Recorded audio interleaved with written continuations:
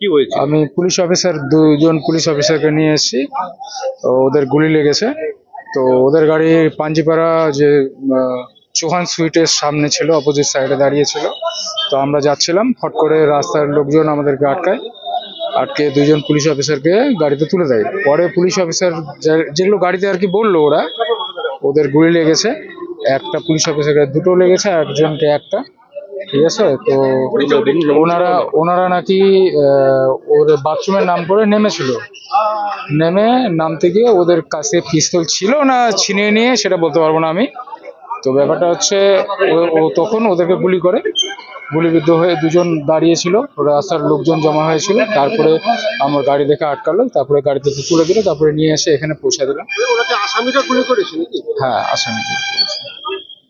আপনার নাম? রাহুল দেবদাস। আপনি কি করেন? আমি হচ্ছে 102 এর পাইলট। যেটা শুনলাম যে কোনো আন্ডার ট্রায়াল প্রিজনার ওই যাচ্ছিল, ওকে আজকে কাস্টাডি ট্রায়ালে এখানে ছিল, ইসলামপুর আনা হয়েছিল।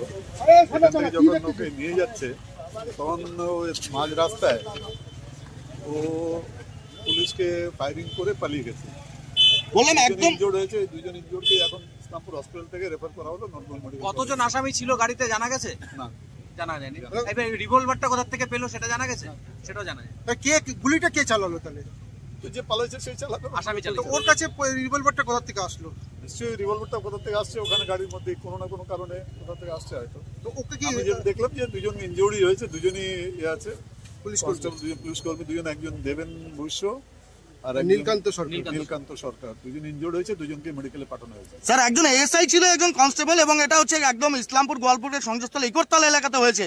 প্রকাশ্য দিকবালকে কি বলবেন আপনারা? ঘটনাটা তদন্ত করলেই সব জানা যাবে গোটা ব্যাপারটা। আমি তো অন ওয়ে রিটার্ন আসছিলাম কানকি থেকে, তখন শুনলাম, শুনে যেটা যতটুকু জানলাম সেটুকু আপনাদের পাস আবার করলাম। ঠিক, থ্যাংক ইউ স্যার। আর কত তদন্ত করবেন? যারা দলের নেতা তাদের তো নিরাপত্তা নেই। প্রায় শুনছি যে একে গুলি করে মেরে ফেলা হলো, ওকে গুলি করে মেরে ফেলা হলো। যারা মারছে তারাও তৃণমূল, যারা মরছে তারাও তৃণমূল। আবার আজকে যে খবরটা এসছে এ তো আরো মারাত্মক। যারা নেতা তাদের নিরাপত্তা নেই, শাসক দলের হয়েও নিরাপত্তা নেই।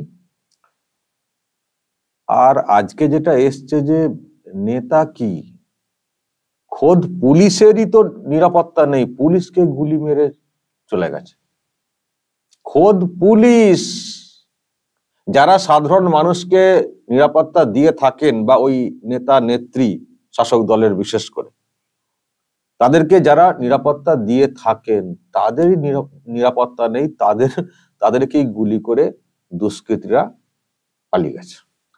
এই হচ্ছে ঘটনা, মারাত্মক ঘটনা। প্রিয় দর্শক, আমি শফিকুল ইসলাম এবং আপনারা দেখছেন আরামবাগ টিভি। দর্শক, শুনলেন কোন এলাকার ঘটনা? উত্তর দিনাজপুরের গোয়ালপুকুর এলাকার পাঞ্জিপাড়া বলে জায়গাটার নাম শুনলাম, পাঞ্জিপাড়া।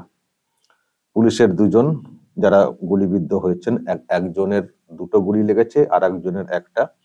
নীলকান্ত সরকার এবং দেবেন বৈশ্য, তাদেরকে মেরে জখম করে দুষ্কৃতী, যাদেরকে আদালতে নিয়ে যাওয়া হয়েছিল, হিয়ারিং ছিল, আদালতে নিয়ে যাওয়া হয়েছিল রায়গঞ্জ থেকে ইসলামপুর আদালতে, আবার ওখান থেকে ফেরত আনা হচ্ছিল।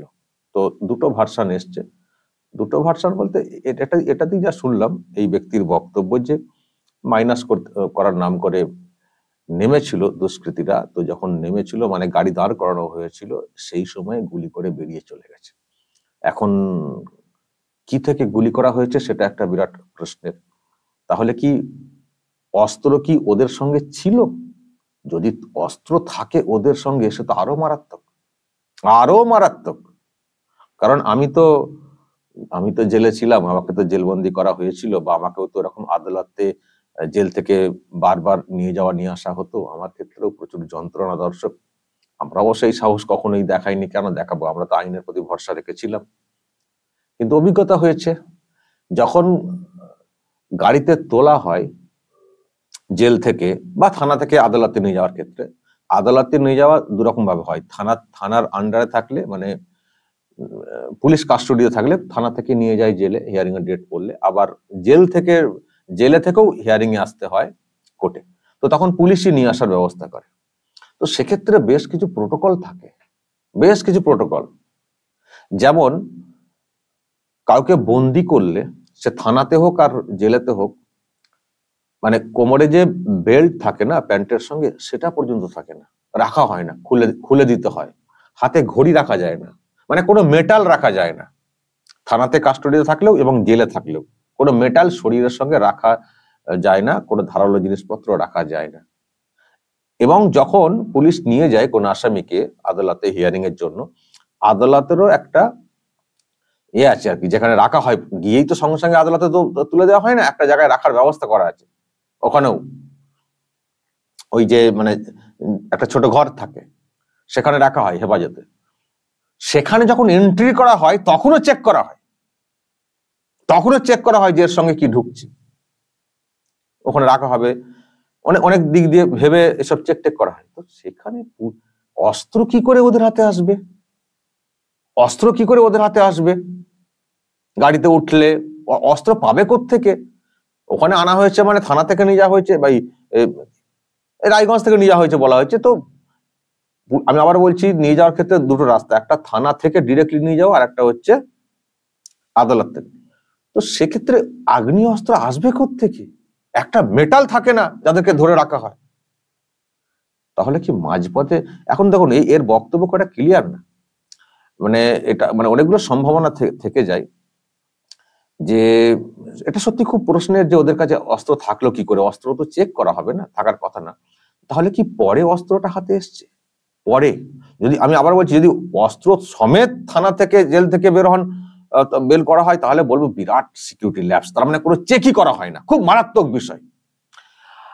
আর যদি অন্য সম্ভাবনা থাকে যে না, মাঝপথে ওই যে যখন মাইনাস করতে নামা হয়েছে কোনোভাবে যোগাযোগ ছিল, হয়তো এই জায়গায় গাড়িটা দাঁড় করাতে হবে, তারপর আমার লোক এসে যাবে, মানে ওদের লোক এসে ডিরেক্ট গুলি ফায়ার করবে, মাঝখান থেকে ছেড়ে দিয়ে পালাবে, মানে পুরো স্ক্রিপ্ট অনুযায়ী ষড়যন্ত্র করে এটা করা হয়েছে কিনা, সেটা পরে আমরা হয়তো বুঝতে পারবো, যদি তদন্ত ঠিক করে হয় বা প্রকাশ্যে আনা হয়। তো সেটা একটা সম্ভাবনা কিন্তু হতে পারে। কিন্তু সেটা আর একটা ব্যাপার, যে লোকটিকে কাস্টোডিতে রাখা হয়েছে, পুলিশের আন্ডারে যারা আছে, তাদের সঙ্গে ওই ষড়যন্ত্রের কমিউনিকেশনটা কি করে হলো?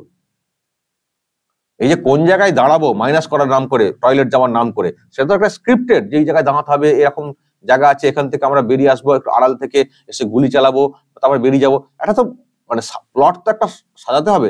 তাহলে সেই ষড়যন্ত্রটা কোথায় হলো? যে ওই কাস্টোডির মধ্যে থাকে কেউ, তার সঙ্গে এইরকম তো প্ল্যানিং করার মতো কোনো সুযোগ থাকবে না, কি করে হলো? সেখানেও সিকিউরিটি ল্যাপস, সেখানেও নজরদারির অভাব যদি ওইভাবে হয়ে থাকে, আমার জানা নেই। নাকি পুলিশের গুলি নিয়ে পুলিশকে মেরে দিয়েছে, সেটাও হতে পারে, পুলিশের গুলি নিয়ে পুলিশকে মেরে দেওয়া। এই তিনখানা সম্ভাবনা দর্শক আমার মনে হচ্ছে, জানি না কি হবে। তবে যেটা হয়েছে খুবই, কি বলবো, মানে কি যে হবে রাজ্যের, সেটা নিয়ে ভাবছি। যে এখন এমন অবস্থা যে পুলিশেরও নিরাপত্তা নেই, তাহলে পুলিশের নেই, শাসক দলের নেতাদের নেই, তাহলে সাধারণ মানুষের নিরাপত্তাটা কি করে থাকবে? সাধারণ মানুষের নিরাপত্তা কি করে থাকবে? সাধারণ মানুষ যে অভিযোগ করবেন কোন দুষ্কৃতির বিষয়ে, কোন সাহসে করবেন? একটা মনে ভয় কাজ করবে না যে এদের নামে করব। আমি আজকেই শুনছিলাম একটা গুলির ঘটনাতে পরিবারের লোক বলছেন, কি করে ওদের নামে অভিযোগটা করবো? ওরা তো জেল থেকে 3 মাস পর ফিরে এসে আবার গুলি করে দেবে। ভাবুন, মানুষের মনের মধ্যে সেই আতঙ্কটা, ভয়টা ধরেছে। আবার যখন এই ঘটনা সামনে এলো, এই ঘটনা যে পুলিশকেই গুলি করে পালাচ্ছে, কোনো ভয় ডর নেই,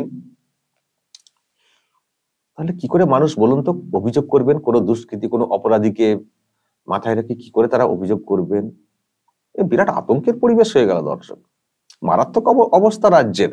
আর এগুলো তো হওয়ারই না, এখানে দুষ্কৃতির এত আখড়া এবং দুষ্কৃতি দমনের ক্ষেত্রে এত ঢিলে ঢালা পরিস্থিতি, যারা দুষ্কৃতী তাদের তো দৌড়াতে তো বাড়বেই, ধর মেরে পুলিশকে মেরে পালাবো। আজকে ভাবুন কি অসহায় লাগছে পুলিশের লোকেরা, পুলিশের যারা লোক, তাদের বাড়ির লোকেরা ভাবেন পুলিশ, সেই পুলিশের লোককে আজকে মানে জখম হতে হচ্ছে এবং তারপরে পুলিশের কিছু করার নেই। আমরা অনেক সময় অনেক ক্ষেত্রে শুনেছি এনকাউন্টার করতে হয়, দুষ্কৃতী পালাতে গেলে এনকাউন্টার করতে হয়, আমরা ইউপিতে অন্যান্য জায়গাতেও শুনেছি, সেটাও করার ক্ষমতা নেই। চিৎপটাং হয়ে পড়ে রয়েছেন পুলিশ। থাকারই কথা, গুলি করে দিয়ে দেওয়া হয়েছে, দুজনকে তো গুলি করে দেওয়া হয়েছে। তার মানে সিকিউরিটি ল্যাপস কতটা, দুইজন, আমি জানি না কতজন ছিলেন পুলিশে, সেটাও প্রশ্নের।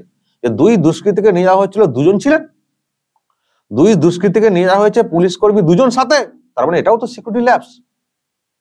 কতটা ঢিলেঢালা পরিস্থিতি। আর যদি বলেন যে আরো অনেকে ছিলেন, তো তারা কেন এনকাউন্টার করতে পারলো না? দুজনকে নয় মারলো, ব্যস্ত হয়ে পড়লো, সেসব অন্যরা কি করছিলেন? ঘুমোচ্ছিলেন? আমি জানি না। প্রশ্ন অনেক দর্শক, প্রশ্ন অনেক, খুব বাজে পরিস্থিতি। আজকে আবার অভিষেক ব্যানার্জি দেখছিলাম বলছিলেন কোথায় একটা, ওই তৃণমূল লোককে মারছে বলে বলেছেন এটাই তৃণমূল কংগ্রেস, কোথাও দেখাতে পারবেন তৃণমূলের কাউকে গ্রেফতার করা? যা বাবা, তোমার তৃণমূলকে তো মেরেছে তৃণমূলই, তো তুমি কাকে গ্রেফতার করবে? তৃণমূলকে তো মেরেছে তৃণমূল, তুমি কাকে গ্রেফতার করবে? অদ্ভুত কথা, বাচ্চাদের মতো।